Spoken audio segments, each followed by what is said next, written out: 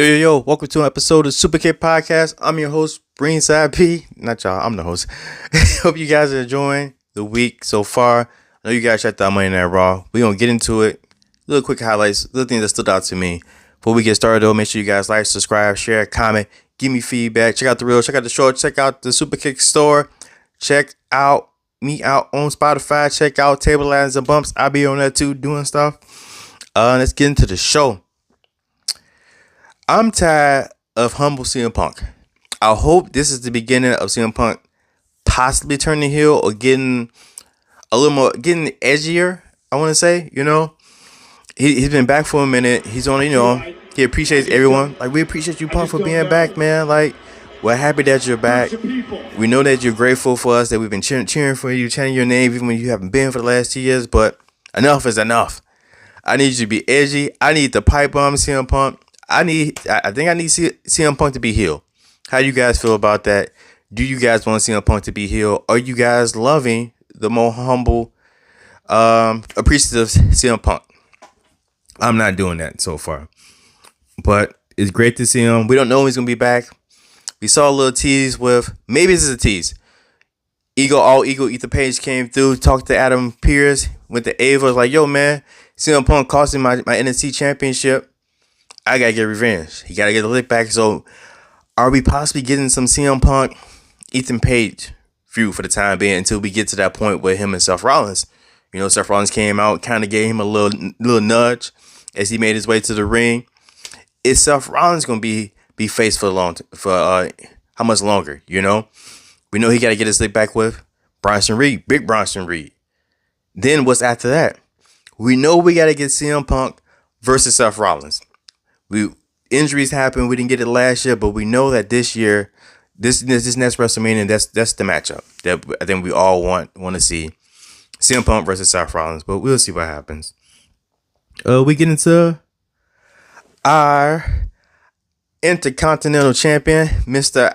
the I-Yeet Champion, Jey Uso, having a match against Xavier Woods. Solid match, man. Solid match. I didn't believe Xavier Woods was going to win, I thought it was going to be a little more kind of similar along the same lines that happened with him and Rey Mysterio, but it didn't go that way necessarily, which is cool. But, Jey Uso wins. We get a little try to dap up as, mutual respect because they got history together, the New Day and the Usos, but Xavier Woods not having it. He's like, yo, man, why are you checking up with him? Blah, blah, blah. Like, that's not cool. Jey Uso goes to celebrate, and then Spear. In the words of Joe Chastitore, Super Spear. Braun Breaker's back, get his revenge. And that kind of catch me off guard because I didn't really like what happened last week. Like it seemed like they were trying to turn him face. They teased the thing with him and Gunther. But now he's back this week against him and Jey Uso. And I'm like, all right, well, that's usually how it goes. So I look forward to him possibly getting his title back at Crown Jewel. That's what it's leading up to. He got a match against Kofi after he didn't spear Jey Uso. Then he spears Kofi Kingston, who had to come down and help Jey Uso. Then he ended up spearing Xavier Woods, who didn't want any parts of nothing. He was an innocent bystander in this and got totally speared. Then he speared Jey Uso again. So that's what we got, man. But how do you guys feel about Jey Uso versus Braun Breaker Part 2? Do you got Jey Uso winning? Because the Bloodline storyline is heating back up again. It's picking back up. Jimmy's back. Or when do we get into War Games? That means Jey has to come back. How does Jey get back into the Bloodline storyline again? Who knows? Do you guys want that? Let me know. Comment below. Next thing that stood out to me was that good old fashioned Donnybrook match between Sheamus and Pete Dunne. Man, all those matches get, disguised as just a hardcore or extreme rules match, but just a little taste, a little spin on it, whatever the theme is, right? So you got shillelaghs, you got this cricket bat, you got big old barrels of whiskeys, you got look like a regular dresser for some reason out there, but you get tables and you get this crazy spot, white noise through the table, just just craziness. You get Sheamus zip tied up, hit the bro kick on Pete Dunne, get the victory, but that was a solid match. Like that was a quote unquote that was a banger. That was a banger there. And I don't know if so 3 weeks in a row we've had like these hardcore matches in a sense. You know, that last man standing match between Bronson Reed, Braun Strowman. You know, we didn't have this match in here. We didn't have Hell in a Cell. Like we're having. I don't know if WWE's trying to get a little more stream. You know, well, I think I'm here for it as long as the matches are great. You know, the dumpster match was real good too as well on SmackDown. So I think that maybe that's the direction that we're going with that. But I want another Pete Dunne and Sheamus match. You know, it doesn't have to be another hardcore match, but that was great. So if you need to run it back again, do it again, man. But I love that spot. Sheamus still got it. He's still a good like gatekeeper in a sense right now. He can get dudes over, you know, enhance other talent, but I think he still got maybe another run at him, and maybe he has to get the IC championship. Maybe that's what it is. All right, Braun Breaker beats Jey Uso. Sheamus is working his way back up to get a title shot at Braun Breaker for the IC title, and I think Sheamus is going to be the one to beat Braun Breaker again and take the IC championship for him. So we'll see about that. But next thing we have, and we got Raw is 2 hours, man, and it's like part of me is like, all right, cool. I won't be as tired by the time Raw is over. You know, I can go to sleep a little earlier. But also it's like, well, that sucks for people because and one time, like they say, real estate is limited now, you know, and you got big storylines on there already, and then you try to combine all these other things, and it might not feel the same. So it's 2 hours, and like most things, it's probably gonna take a little time to get things up and rolling like it should be. But we'll see, man. We get into this 10-woman tag team match. I want to point out Zoe Stark's dropkick. That missile dropkick is phenomenal. It's amazing. Just want to highlight that. The team of PFC and who are the other two? Oh, the Unholy Union. They lose to Kaden and Katana, Zelina Vega, Lyra Valkyria, and Natalia. So they lose to them. But I mean, and then that's what it is too with the 2 hours. Like now you got to take the women who are already getting tick, and now you just combine them into this big old match just to get, you know, some Showtime or whatever. But another thing that stood out to me in that 10-woman match is my superstar that had the super kicks of the week, Zelina Vega, had some Jordan 1, some mid, some University Red pomegranates out there rocking with the flag, the Puerto Rican flag in black and white, but they had the red, you know, half and half, kind of matched the shoes.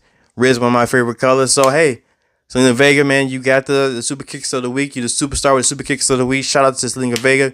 What did you guys think about these Jordan 1s, University Red pomegranates? These are the women editions, too, at that, too. So, some of the women some of the Jordan that come out for women, I be wanting to cop those, too. Like, I actually got some court purple. Well, they're mainly white and purple, but they're nice colorways, so I'm down with that. But if there was, I don't know if I would get those in the mail just because they look too shiny for me, but they're still dope, especially when, like I say, how you rock it or whatever. And you out here wrestling Jordan 1s, like, man, it's different. It's different out here. So, like I say, shout out to Zelina Vegas, superstar with the super kicks of the week. Jordan 1s, mid, University Red pomegranates. Let me say, what do you guys think about that? We're going to get into the last match of the night. No, we're not. We didn't get to that yet. We're going to get to my other thing. So I got a new segment called Who Asked for That? I started the last episode about the Crown Jewel title because who asked for that? Nobody asked for that. We wanted the women's mid-card. We wanted the women's mid-card title. I ain't going to get into that. I did that already, but this is what we want. And that's we need to get those. Who asked... Raw kicks off with Sexy Red. And there's a dude in the front row. He is pouting with his Pokemon hat on. And it wasn't until like today I started seeing it on social media. But who asked for that? If you was to ask him, no one asked for Sexy Red just because you guys are in Missouri, in St. Louis, for Sexy Red to come out. He didn't want that. His body language, his arms right here folded up, and his Pokemon hat and his CM Punk shirt on, and he had a bootleg Ulafala on. He didn't want that. Matter of fact, I'm gonna make this dude the mascot of Who Asked for That segment, because like his appearance, his just facial expression, that's a straight up meme right there. He's probably like, yo, where's Nelly at? We can't get Nelly out. We can't get a little bit EI. What's popping tonight? No, we can't get none of that. We got to get Sexy Red. He didn't want none of that. Like, he didn't spend his allowance to see Sexy Red open up Monday Night Raw. He wasn't feeling it. So that's my thing for today. Who asked for that? Who asked for Sexy Red to be on Monday Night Raw? He don't want it. He won't answer. Samoa Robert, he's going to go look for the manager and be like, yo, I didn't pay my hard-earned allowance by making my room, by making my bed, and putting my toys and on the counter on the shelves like they're supposed to be. I didn't spend that money to come see Sexy Red. I want a refund. You know, that's what Samoa Robert was feeling like. So, yeah, man. And I already knew that Sexy Red was going to be on NXT, and it was different then. It was like, all right, it's NXT though, because they're a little more, I guess, like, I don't want to say urban, because that's just like not like the word, but they're a little more urban. But it fits though, you know. Monday Night Raw is a different thing. I remember when they had LeVar Ball and the Ball Boys on there, and it didn't go well when they had on Miz TV. So it was like, another. But it wasn't as bad as this made out to be. He was pouting, like a little kid, like a little toddler or whatever. But I'm gonna get into the last match of the night, man. Gunther versus Sami Zayn. And what I've come to notice is Sami Zayn is probably one of the better wrestlers for people to go against, because he takes so much damage, he sells well, and it's believable. You get behind him, he's able to get the crowd behind him as he rallies back up. He tries to come back, and he's scratching and crawling it, you know, and he's trying to fire back up, you know. And so it's good. It makes his opponent look great, you know, especially when he get, like you said, he's fighting Gunther. He's taking chops, he's taking power bombs, he's taking the kangaroo kick, he's taking clotheslines, he's getting hit outside, he's taking a foot to the throat. He's just taking punishment. Pause. And like you just want to root for him, and he does a great job at that. I didn't expect Sami to win against Gunther. They 1-1 right now. Sami won at WrestleMania. Gunther run on Monday Night Raw. They probably gonna run it back again at some point, probably soon. But it ends with a sleeper hole, and I don't know, man. I don't know if I want Monday Night Raw to end with a sleeper hole, and that's the last match, and that's it. And it's like, maybe just not my wrestling style right now, you know. But not saying Gunther is trash, because he's definitely not trash. It's just that he doesn't come with the flash. There's no flash with Gunther. It's straight wrestling. It's straight wrestling moves, straight wrestling holds. You know, you ain't getting any flips out of Gunther, you know. He's just going to chop you. He's going to kick you. He's going to punch you. He's going to put you in submissions. He's going to wear you out. It's very methodical with Gunther out there. And sometimes it slows it down. But I say he's still a menacing heel, especially now that he got a personality. You know, messing with Bret Hart the 1 week down with Goldberg at Bad Blood, and I'm seeing that we're gonna have an interaction between Gunther and Goldberg at Crown Jewel, and that's how Cody Rhodes is gonna win that hideous Crown Jewel title, because Goldberg is gonna end up spearing Gunther, and Cody Rhodes is gonna get the victory. But what did you guys think of Monday Night Raw? Tell me my thoughts, man. Tell me your thoughts. Comment below. Check out the Superkick store. All the great things. Check out Table Ladders and Bumps. Check out the Reels. Check out the Shorts. Check out the TikTok. Check out me on Spotify. Now that we here, speaking about Gunther, make sure you Gunther chop that subscribe button, man. Gunther chop that. You hit it. That's what I need you to do. That subscribe button. That kind of hurts. But yeah, man. Until next time, I appreciate you guys checking me out. Adios. Peace.